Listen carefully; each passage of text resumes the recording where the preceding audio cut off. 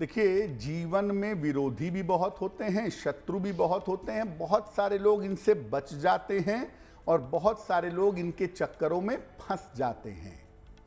आप इनको शांत करने के बहुत सारे उपाय कर सकते हैं और हम आपको क्रम से बहुत सारे अच्छे उपाय बताने का प्रयास करेंगे।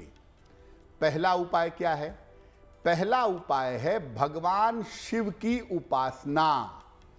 भगवान शिव की उपासना से शत्रु और विरोधी कैसे शांत होंगे? रोज सवेरे स्नान करके शिवलिंग पर जल की धारा अर्पित करिएगा। इसके बाद शिवलिंग पर दूर्वा यानी दूब घास अर्पित करिएगा। इसके बाद शिव मंदिर में घी का एक दीपक जलाइएगा। इसके बाद शिव मंदिर में चाहें तो बैठ करके या अपने घर पर जा करके ओम नमो भगवते रुद्राय, ओम नमो भगवते रुद्राय इस मंत्र का यथाशक्ति जप करेंगे। ये प्रयोग आप सोमवार को शुरू करें और लगातार 21 दिनों तक करें। अगर आप ऐसा प्रयोग करते हैं तो आपके शत्रु और आपके विरोधी शांत होंगे। लेकिन जैसा आपको पहले भी बताया कि आप कामना करेंगे कि मेरे शत्रु और विरोधी शांत हों, ये कामना नहीं करेंगे कि शत्रु और विरोधी की मृत्यु हो जाए, शत्रु और विरोधी का नाश हो जाए। इस तरह की प्रार्थना नहीं करेंगे। पहला उपाय है भगवान शिव की आराधना। शत्रु और विरोधियों को अगर शांत करना चाहते हैं तो दूसरा उपाय है हनुमान जी की उपासना, बजरंग बली की उपासना। कैसे करेंगे? शत्रु और विरोधियों को शांत करने के लिए हनुमान जी की उपासना मध्य रात्रि में करेंगे।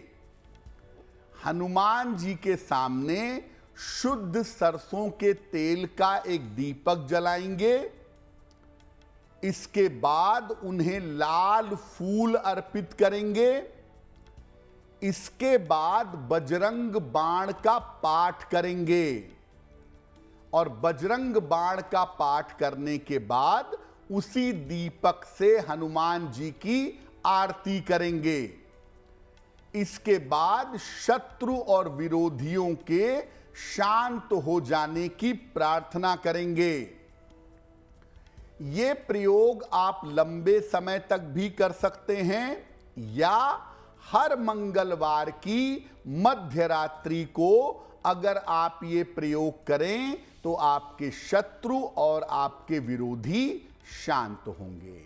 शत्रु और विरोधियों को शांत करने के लिए भगवान नृसिंह की उपासना भी की जाती है।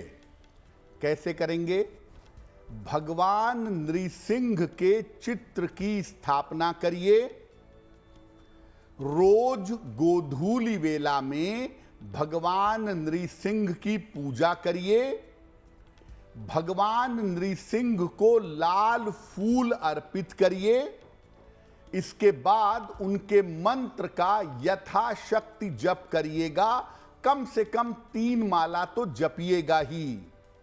मंत्र होगा ओम नृसिंहाय शत्रुभुज बल विदीर्णाय स्वाहा।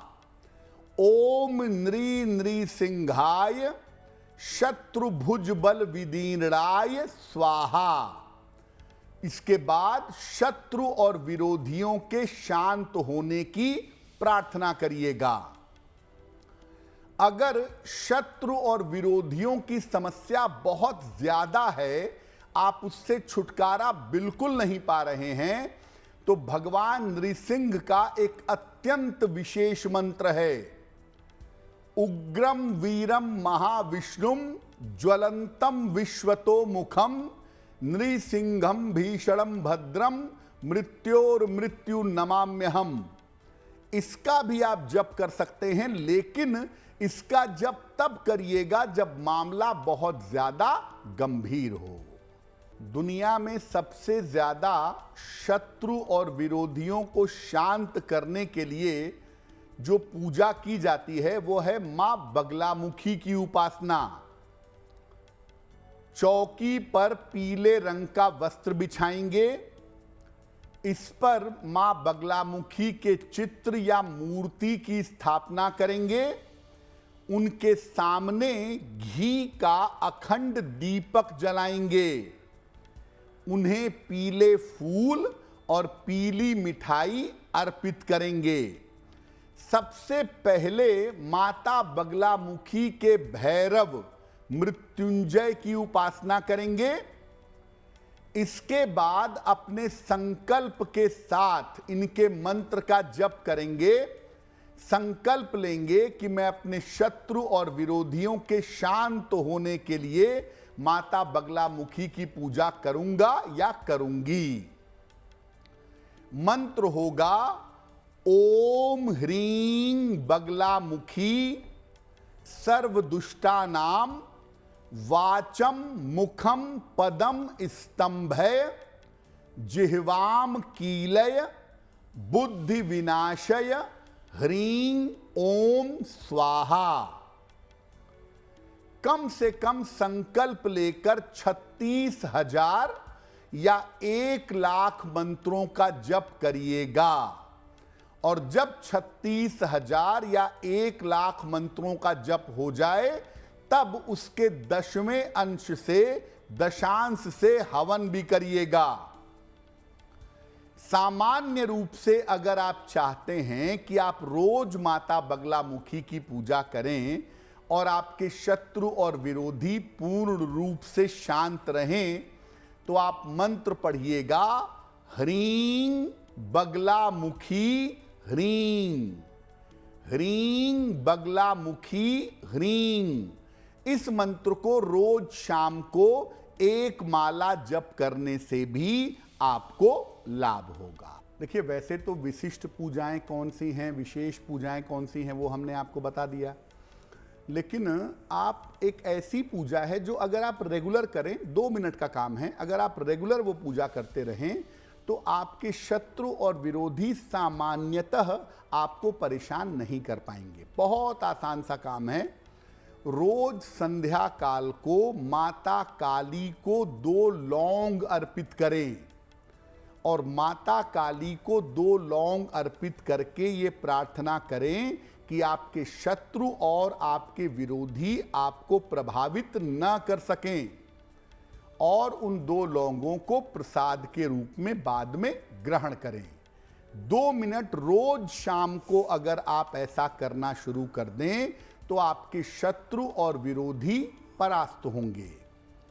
एक बात हमेशा याद रखिए, जो लोग ज्यादातर ब्राउन कलर का, भूरे रंग का, भूरे रंग के कपड़ों का, भूरे रंग के जूतों का ज्यादा प्रयोग करते हैं, उनका राहु एक्टिव हो जाता है। और राहु अगर एक्टिव हो जाता है तो ऐसी स्थिति में बेवजह के उनके शत्रु और इनके विरोधी पैदा हो जाते हैं। तो अगर आपको ऐसा लगता है कि जीवन में आपके शत्रु और विरोधी ज्यादा हो रहे हैं तो ब्राउन कलर का, भूरे रंग का प्रयोग कम से कम करिए, वो ज्यादा बेहतर होगा। एस्ट्रो तक ऐप पर आपको मिलेगा भविष्य से जुड़े हर सवाल का जवाब। डाउनलोड कीजिए एस्ट्रो तक ऐप और चुटकी में जुड़िए इंडिया के बेस्ट एस्ट्रोलॉजर से।